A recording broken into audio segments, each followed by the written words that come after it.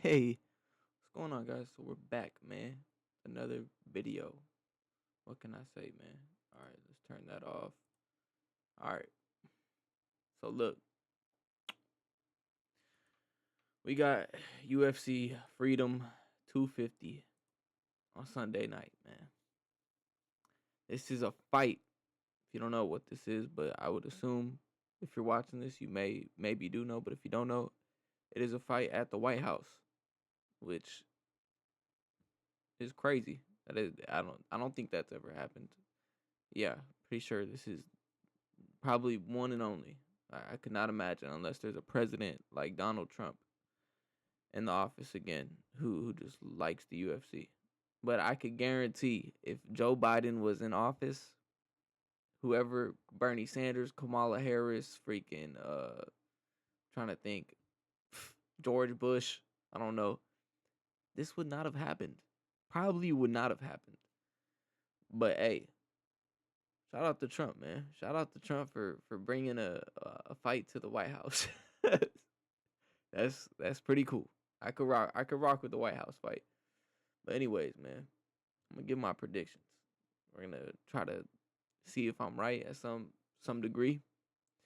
Probably not. This is the fight game, so I doubt all my picks will be right, but I like to think the majority of them will be correct.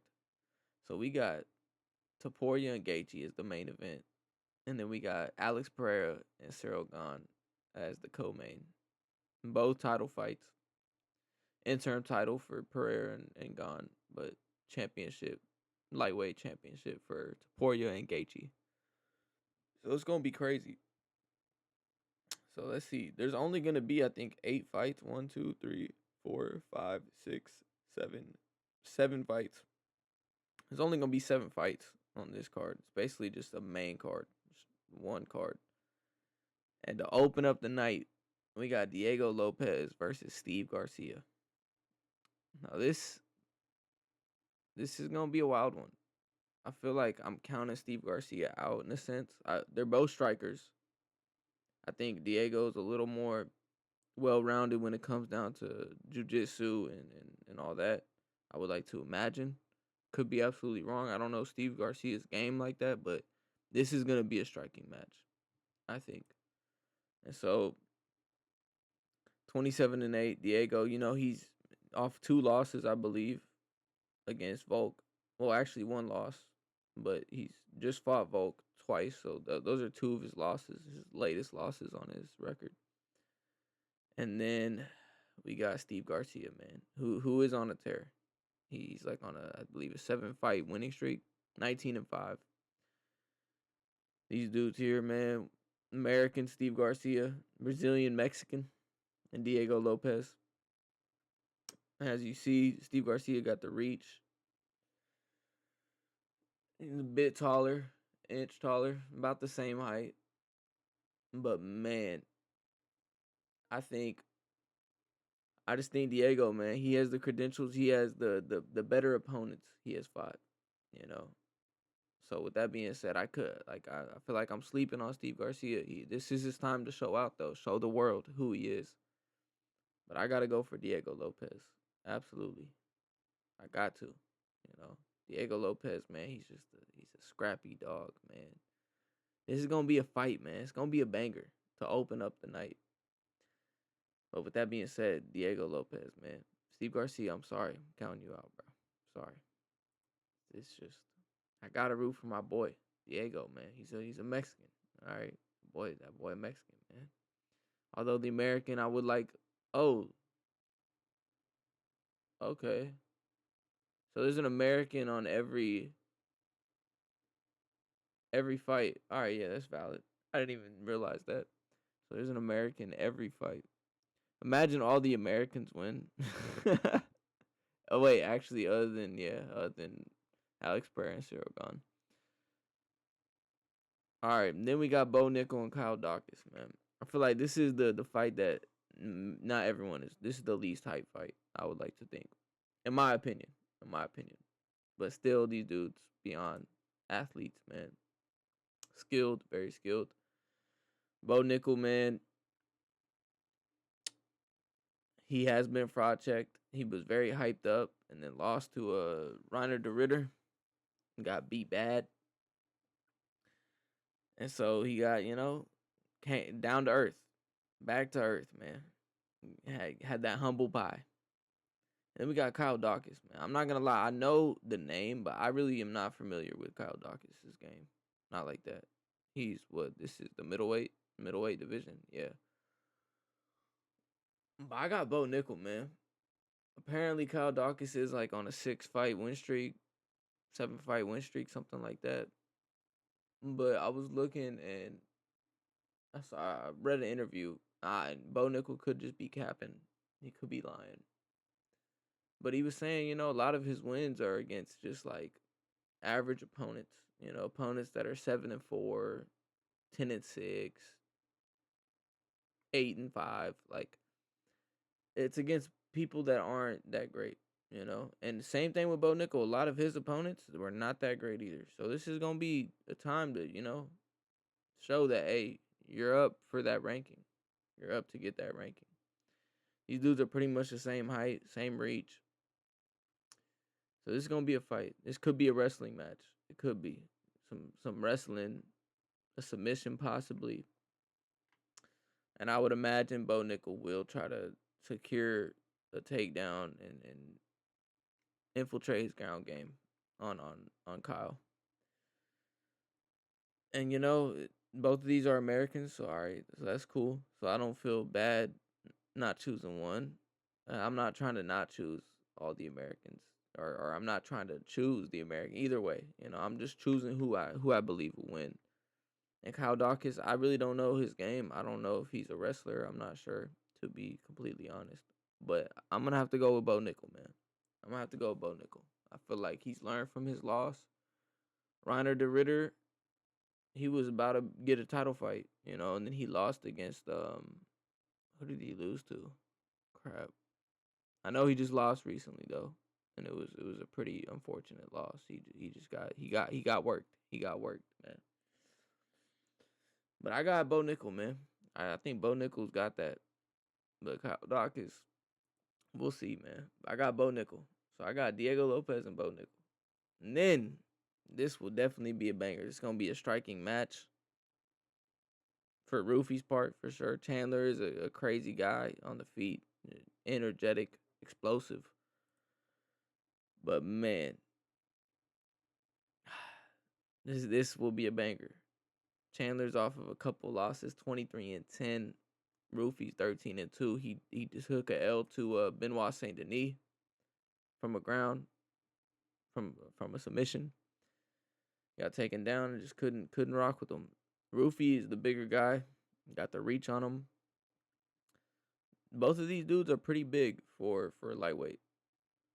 Michael Chandler, he's got the muscle on him. I know he does, and he's got that weight. I would imagine he's walking around almost 200 pounds probably. And for Rufy, he's gonna have to avoid that takedown. He's gonna have to avoid that takedown at all costs. If he gets taken down and can't get up, Chandler's got this, and Chandler is gonna have to be smart on the feet. Don't be too wild, but at the same time, being wild can get you that finish. Taking a shot, taking chances. But I would say Michael Chandler has to go for the ground. He has to go for a takedown. Has to take him down and just ground and pound. Hammer fist, something. Rufy, I feel like he's got the momentum right now. Chandler, he's 40 years old, on the tail end of his career. And as much as I want Chandler, I would like Chandler to win. That would be nice. I gotta root for Rufy, man. I gotta root for Rufy. But as a matter of fact, you know what? I'm going Chandler. Man. Why not? I feel like just Chandler. I feel like he could do it. Somehow, some way. He gonna make it happen. But that's gonna be a long shot. I'm taking a chance. I'm taking a chance on that. But I'm picking Chandler. As a matter of fact. Then we got Josh Hockett versus the Houstonian Derek Lewis. Fun fact: my father and my mother, they went to high school with Derek Lewis, and my dad he knew Derek Lewis, which is cool.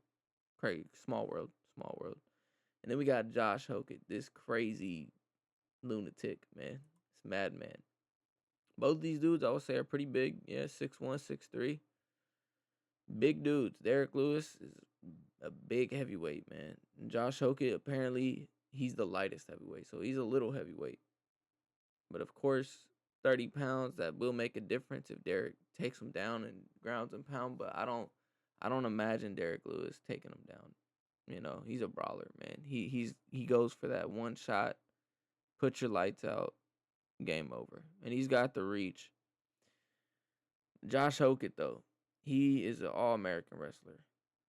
He was a professional football player, a fullback for the San Francisco 49ers, which is cool. So you know he's a big, strong dude as well, for sure. And I would say if he wants to stand and bang with this dude, if he wants to fight how he fought against Curtis Blades, it's going to be a long night. Not even a long, it's going to be a short night. It's going to be a long night grasping what your decision making is what I mean by that. So if he fights how he fought last fight, Derek Lewis is going to knock him out. But I would imagine Hokett is going to be smart about this. He's going to take him down and try to just tire him out. Because Derek Lewis, unfortunately, he does not have a gas tank. He's not have a gas tank. He could. He said he's been working out. Didn't miss a training session from Word. But hopefully Derek Lewis could pop out, man, and show him, you know. And I know Derek Lewis always has a puncher's chance, but I got Derek Lewis, man. I think Derek Lewis is going to show up for Trump. That's Trump's favorite fighter. The irony, though, man, for Trump, if he wanted Derek Lewis on the card and then Derek Lewis loses. But I think Josh Hokett all around is the better fighter for sure, but just the power, man. And I would just love to see Derek. I got Derek winning this. I can't root against my boy Derek. I got Derek. Although I feel like he is an underdog in a sense. It doesn't even show the odds. But I think Derek could do it, man. He could catch this dude. But Josh Hoket's going to have to play it right. Avoid taking shots. Because if he takes it, he's not going to be able to take the shots he took against Curtis Blades, against Derek Lewis. Derek Lewis knocked Curtis Blades out bad. And Josh Hokett was getting hit by Curtis Blades. He was. Although he was hitting him. Crazy fight. He beat Curtis Blades up, man. But he's going to have to draw it to the second round, possibly the third round. I don't see Josh Hokett winning this in the first round. If I see him winning it, it's going to be late in the fight, or it's going to be a decision. Or it's just going to be by Derek Lewis getting tired, and he tires him out, and, you know, Derek kind of gives up. But I got Derek, man. I got Derek. Look at that guy. The black beast. Look, that dude looks friendly. Like, I could go up to him and ask him where the spices are in the grocery store or something. You know what I mean? Derek Lewis. I'm like, I'm sorry. I would just tell him I'm sorry. He didn't even do nothing, you know. Then we got Sean O'Malley, man, versus Ayman Zahabi, Ariel Helwani, brother. It's not actually his brother, but that looks like Ariel Helwani, though it does, which is funny. Sean O'Malley versus Ayman Zahabi, man. This is going to be a good fight. I really am not familiar with this game, but I would assume he is a striker, though. He is a striker. A lot of the highlights I've seen, it's him striking, knocking people out. But I'm really not familiar with him all like that. He's not, I would say, a household name as Sean O'Malley is to a degree. And for Sean, he's just going to have to avoid getting taken down. And if he does get taken down, he's got to get up. He can't be controlled. That's Sean O'Malley's weakness. That's every striker's weakness to a degree. Most strikers is a wrestler. It's someone who takes and they just can't get up, you know, and then they end up losing. Sean is going to have to avoid that, make it a striking match. He's going to have to find that shot, be precise, and clip him, you know, for him to win. And the aim is a hobby. I feel like he's going to have to utilize the wrestling, grappling, for him to have a chance. Unless he shows the world, hey, he's right there in the striking level like Sean. So Sean is the bigger fighter. He does have more reach. Almost pretty similar, but he's got the reach and the height. So he does have an advantage there. I got Sean, man. I got Sean. I think Sean, this is his time to finally get back with the KO finish, with the KO. I think it's just it's a matchup for him. Finally he's fighting a striker. Like Song Yadong was a striker too, but Song Yadong I would say would probably be Amin Zahabi as well. I could be wrong, but I would imagine Song is better. Song is a better fighter. But I think this is the time for him to finally get a knockout. Being in the rankings. I don't think he's got, other than Aljamain Sterling TKO finish, I don't think he's gotten a knockout other than that and being in the rankings.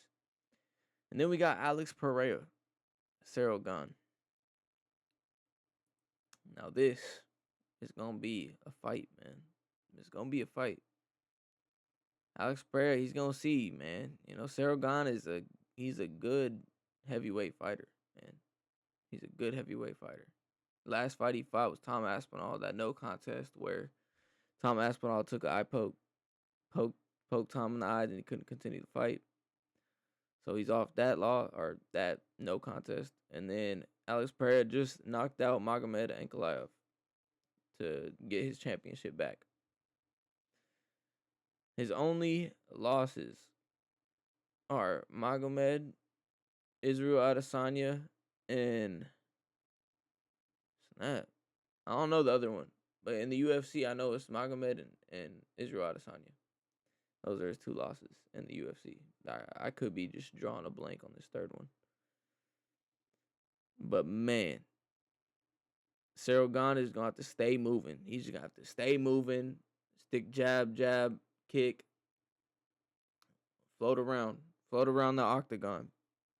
And Pereira is just going to have to close that distance and hit him. Easier said than done, that's for sure. So Cyril Gane is a bit of the bigger dude. Oh, look, well, that's interesting. Pereira's got longer legs, and then Cyril Gane's got longer arms. And Cyril Gane's going to have to watch out for that calf kick. Because that will, Alex Pereira's got that calf kick, man, which it hurts. I haven't been kicked by him, thankfully. But that will kill his mobility. Cyril Gane is known as being one of those fast heavyweights. We don't know how Pereira's going to be moving at heavyweight now that he's bulked up. But I would imagine he'll be moving pretty well.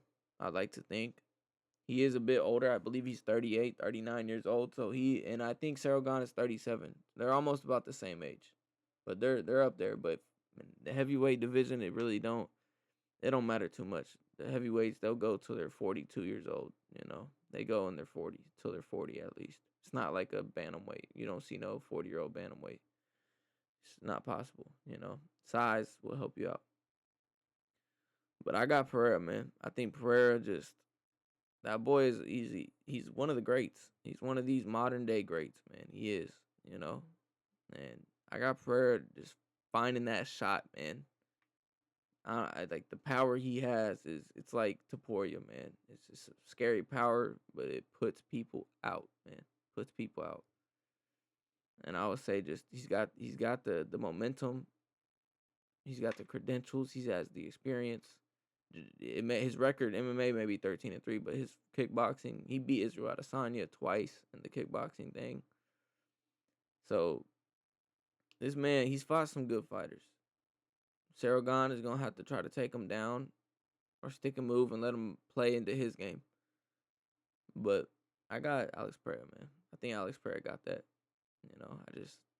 I could be counting the Frenchman out, but I think Alex Pereira, he's got that. And then last but certainly not least, man, Ilia Topuria versus Justin Gaethje, dude. This is going to be a crazy fight, dude. My heart is out for Justin. I feel for Justin. Cause man, if Ilya could have just moved up, if Islam was, I don't know what's going on with Islam, but if he could have just, Islam would have just took that fight. They could have just got that fight scheduled. Islam and Taporia could be fighting, and you know who would have became champ? Justin Gaethje, unified, this undisputed champ. And that would have been beautiful. And then Justin Gaethje could have got the likes of freaking. I'm trying to think who's top three in the lightweight division. He could have got a Max Holloway rematch or a Charles Oliveira rematch, but he would have been champ. That would have just been beautiful, man. He deserves it. He's a legend. Been in the fight game in the UFC for almost 10 years. Definitely first ballot Hall of Famer. And then Ilya Taporia, first ballot Hall of Famer too. His tear that he's on right now is scary. That's why my heart is out for Justin Gaethje, because he has a big task ahead of him on Sunday. But Ilya Taporia, man, he's fighting nothing but beast. And Justin Gaethje is the one guy now that he's fought in the last 3 fights that has that power, that you can get hit and get put out, just like he can. But Justin Gaethje could give that belt right back, you know. So anything could happen, man. Justin Gaethje is like Derek Lewis. He has a puncher's chance. He does. But I would say Ilya Taporia, man, all around. I really haven't seen him wrestle. He's never had to use it, you know. He's never gotten taken down like that. So, you know, it's not like I've seen his wrestling game, but I heard that he started off as a wrestler though. That's what he started training, wrestling, jiu-jitsu, such things like that. And then but he's an entertainment fighter, you know. He likes to use his striking. I would say Taporia is the heavy favorite, most definitely. Justin's gonna have to he's gonna have to have a miracle, man. He's gonna have to just the game plan that he has to go with that game plan. And he has to stay moving. Don't let him cut the distance off and try to just trade with him like a madman. But also he may just have to take one. That's what Taporia does. He goes in, he'll take a shot to give the shot. And Justin may have to do the same thing, but the thing is, can Justin take that shot? But the same goes for Taporia. Can Taporia get in to take a shot to give a shot? Or will he just cut him off? You know, head movement. He has elite tight boxing. And will he just avoid the shot and clip him? Boom. But if he tries to do hey, I'll take a shot to give a shot, this could be a knockout. Justin could knock him out. Ilya is the favorite. Ilya is the favorite, and I know that. And will he most likely, does he have the most likely chance to pull this off? Yes, he does. He does. I gotta root for Justin, man. Gotta root for the American. He's a legend, man. He's been in the game. This is like a Dustin Poirier, man. You know, or should, I want to see him touch the gold. And man, what would it be if he goes and knocks Taporia out, or he just has a performance like Patty? That was wild. He was eye poking. Hopefully, it's nothing crazy like that. But or he just beats him down. Just stays moving. Just keeps on clipping him, and Taporia just cannot get it going. But man, I got Justin. I got Justin, man. Will I bet on that? No, I will not. But I got Justin. I got Justin winning it. I think Justin's got it. You know what I mean? But I could be dead wrong. And I may be dead wrong. But I don't care. I don't care. Justin got that, man. Justin got it. Come on. Can't count Justin out. So that's the card, man. Ladies and gentlemen, Sunday night. God bless these fighters, man. May they all get home safe to their families and, you know, not get hurt too bad. But man, Lord protect them. Protect them. They're putting their body on the line for money. A lot of money. A good amount of money, I imagine. But all that being said, man, I just want to say, hope everyone had a great day today. If you made it this far, man, just know God ain't done with you yet. All right. You woke up today, so you got to keep on pushing. Okay. Keep on doing your thing, man. Keep on looking up. Keep moving forward.